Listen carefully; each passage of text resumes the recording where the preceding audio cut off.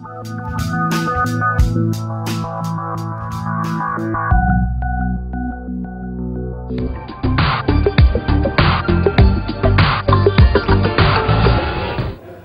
ఈ సినిమాలో యాక్ట్ చేయటం అనేది చాలా యాదృచ్ఛికంగా జరిగింది. యాక్చువల్గా నాకు వాడి దగ్గర నుంచి ఫోన్ వచ్చేంత వరకు ఇలాగా ఒక తమిళ్ ఫిలిం నేను చేయవలసి వస్తుంది అనుకోలేదు. ఎందుకంటే ఇదివరకు అన్నీ చాలా సినిమాలు చేశాను. తమిళ్లో విజయ్తో చేశాను, అజిత్తో చేశాను, కమల్తో చేశాను. ఇది వచ్చేటప్పటికి ఆశ్చర్యం వేస్తుంది నాకు, ఏమిటి క్యారెక్టరు ఈ టైంలో అని. అప్పుడు వాళ్ళు చెప్పింది ఏమిటంటే ఈ విక్రమ్తో చాలా ఇంపార్టెంట్ రోల్ ఇది, బలానా వాళ్ళు చేస్తే బాగుంటుంది అనుకున్నాం అని. అందువల్ల నేను ఈ సినిమాలో ఒక part and parcel of the సినిమాలో ఉన్నాను కాబట్టి సినిమా బాగుందని చెప్పడం కాదు. సిన్సియర్గా మనసా వాచా కర్మణ ఈ సినిమా చాలా బాగుంటుంది. ఎందుకంటే దీంట్లో అన్ని రసాలు ఉన్నాయి. తర్వాత విక్రమ్ నటన కూడా చాలా ఒక ఉన్నత స్థాయిలో ఉంటుంది, ఉన్నత శ్రేణిలో ఉంటుంది. లడ్డు లడ్డే రెండు లడ్లే కలిసి చెక్కితే లడ్డే లడ్డే, పెట్టు పెట్టే నైట్ పెట్టే పగలే పెట్టే కిక్కే కిక్కే. అతను ఇదివరకు చేసిన పిక్చర్లకు ఏమాత్రం దీటిపోకుండా ఉంటుంది.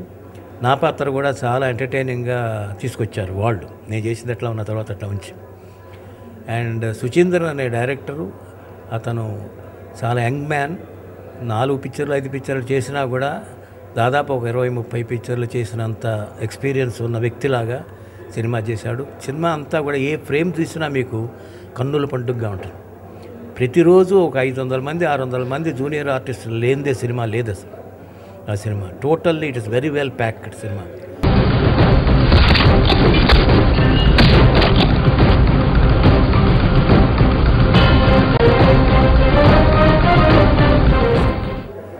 అన్ని విధాల మ్యూజిక్ బాగుంది, పర్ఫార్మెన్సెస్ అందరూ దే గివెన్ దేర్ బెస్ట్ అనే దానికంటే కూడా director has taken the maximum out of them artist.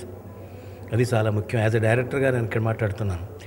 So ఆ విషయంలో కానీ మిగతా విషయాలు కానీ ఇంకా ప్రొడ్యూసర్స్ చాలా ప్రొఫెషనల్ ప్రొడ్యూసర్స్.